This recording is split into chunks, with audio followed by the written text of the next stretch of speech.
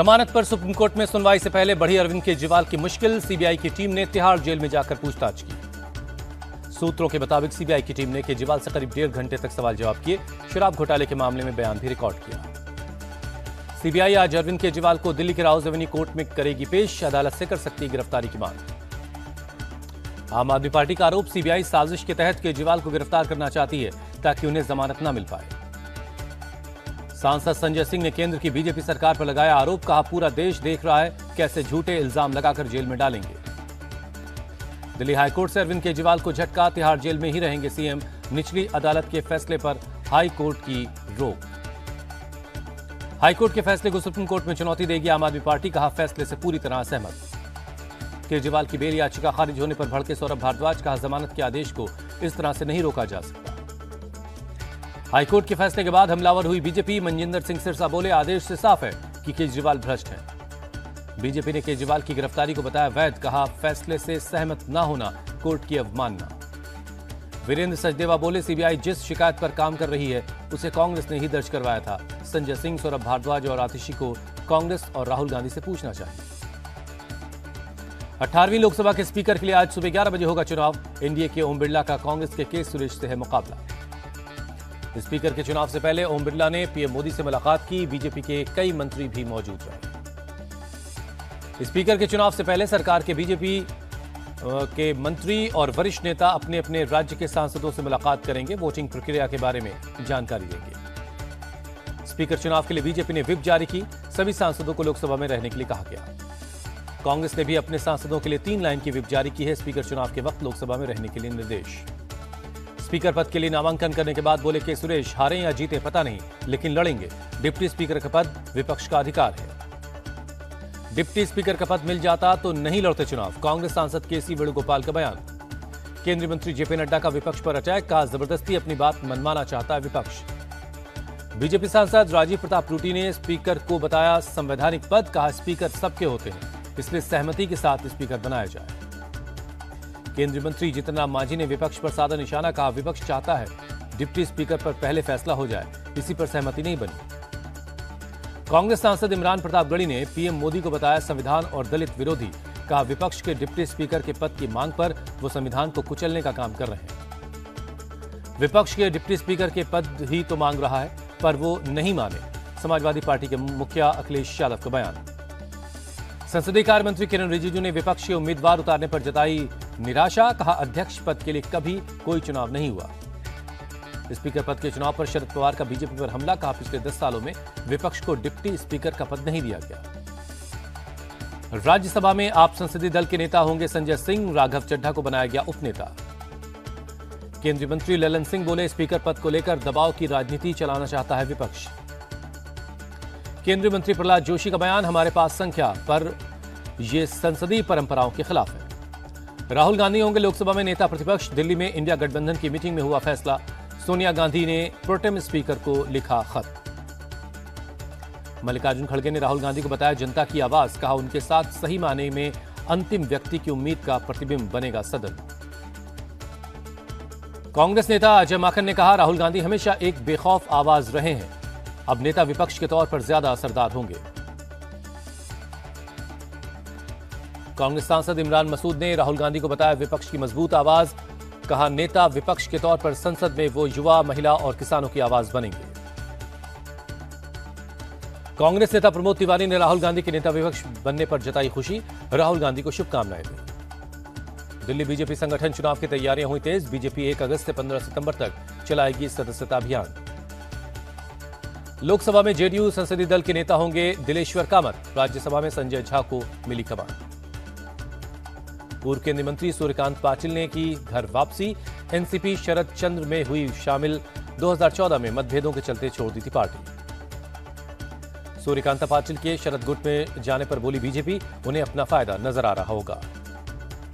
कांग्रेस अध्यक्ष मल्लिकार्जुन खड़गे ने महाराष्ट्र के नेताओं के साथ बैठक की। रमेश चेन्नीथला बोले, महाविकास अघाड़ी के रूप में मिलकर चुनाव लड़ा जाएगा।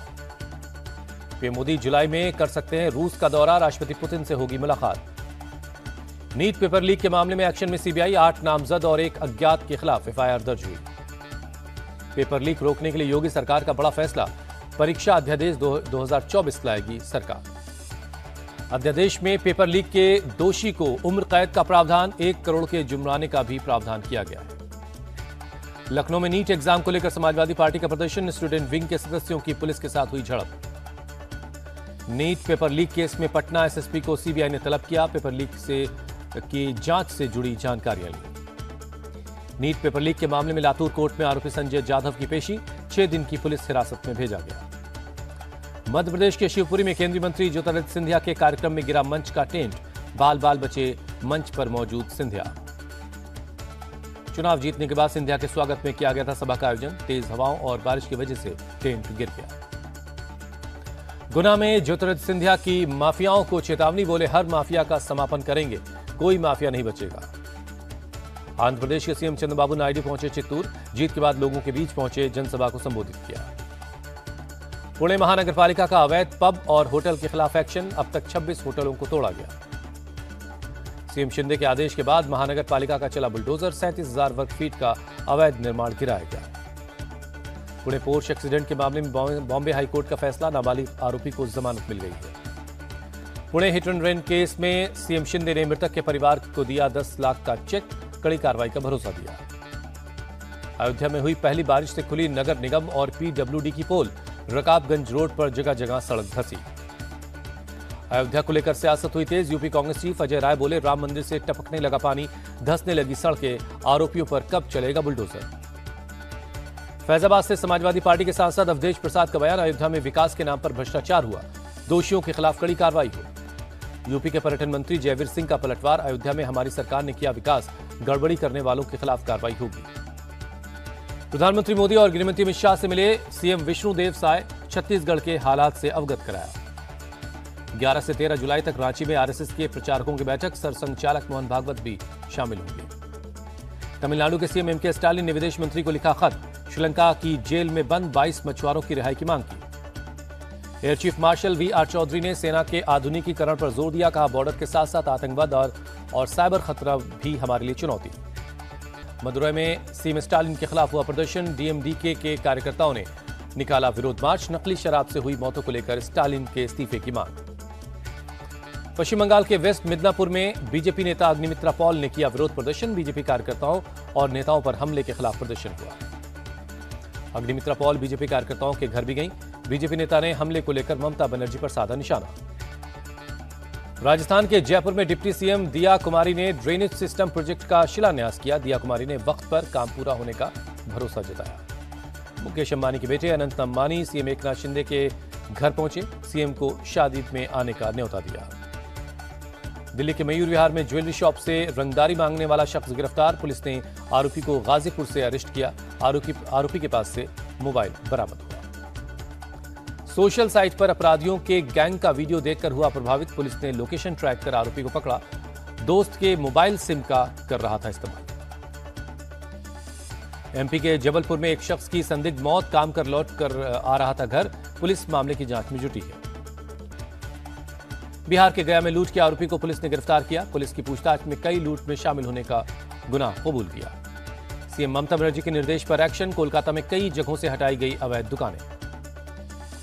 नागपुर एयरपोर्ट को 2 महीने में चौथी बार मिली धमकी, टॉयलेट में बम होने का आया ईमेल। हिस्ट्री शीटर विकास दुबे और गिरोह की संपत्तियां जब्त करेगी ईडी, जांच एजेंसी के आरोप पत्र का कोर्ट ने लिया संज्ञान। 29 जून से शुरू होगी अमरनाथ यात्रा, बेस कैंप से प्रतिदिन 15,000 श्रद्धालुओं को गुफा में जाने की इजाजत दी जाएगी। अमरनाथ यात्रा के लिए बना विशाल ट्रांजिट कैंप, रोजाना 9,000 से ज्यादा लोगों के रहने का और खाने का इंतजाम होगा, 260 से ज्यादा टॉयलेट बनाए गए हैं। जम्मू कश्मीर के एलजी मनोज सिन्हा ने बालटाल में अमरनाथ बेस कैंप का किया दौरा, यात्रियों की व्यवस्था की समीक्षा की। जम्मू से वैष्णो देवी के लिए हेलीकॉप्टर सेवा शुरू, मां के दर्शन करने में श्रद्धालुओं को सहूलियत होगी। उधमपुर में NH-44 पर बड़ी संख्या में सुरक्षा बलों के जवान तैनात, बाबा अमरनाथ यात्रा के लिए लोगों की सुरक्षित यात्रा के लिए करेंगे निगरानी। पुरी में भगवान जगन्नाथ की रथ यात्रा की तैयारियां आखिरी दौर में हैं, रथ बनाने के काम में लगे हैं कारीगर, 7 जुलाई से शुरू होगी जगन्नाथ यात्रा।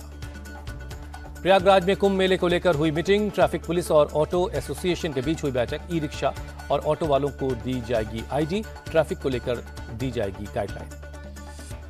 दूसरा सेमीफाइनल में भारत और इंग्लैंड के बीच होगी टक्कर। गुयाना में रात 8 बजे शुरू होगा मैच। टीम इंडिया और इंग्लैंड के मुकाबले में बारिश डाल सकती है खलल। मैच रद्द होने पर टेबल में टॉप में रहने वाली टीम को मिलेगी फाइनल में एंट्री। भारत और इंग्लैंड के बीच सेमीफाइनल में गफ्फानी और टकर होंगे अंपायर। आईसीसी ने किया ऐलान। सेमीफाइनल मुकाबले से पहले अफगानिस्तान को लगा झटका। बल्लेबाज रहमानुल्लाह गुरबाज चोटिल हुए। राशिद खान टी20 में सबसे तेज 150 विकेट लेने वाले गेंदबाज बने। 92 पारियों में हासिल की ये उपलब्धि। तुलिका मान ने भारत के लिए जूडो में पेरिस कोटा हासिल किया। महिलाओं के +78 किलोग्राम वेट कैटेगरी में यह कोटा हासिल किया। ट्रैप शूटर राजेश्वरी कुमारी पेरिस ओलंपिक से पहले चेक गणराज्य में लेंगी ट्रेनिंग। एमओसी ने मंजूरी दे दी।